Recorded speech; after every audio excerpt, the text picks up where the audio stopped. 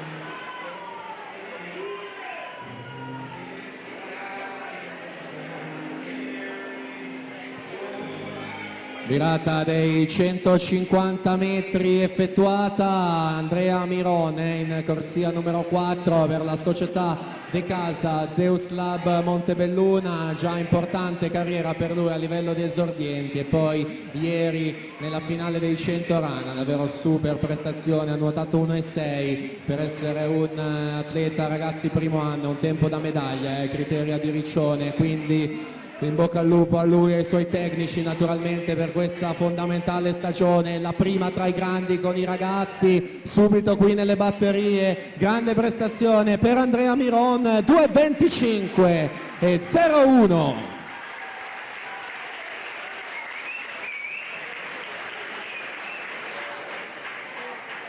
2,25,01, quindi ovviamente miglior tempo, si guadagna la corsia centrale in questo pomeriggio. Vediamo anche alle sue spalle gli altri arrivi, con Mosca secondo 2,45,66, Bizzotto 2,47,02. Quindi alla partenza abbiamo i ragazzi secondo e terzo anno, batteria numero 1.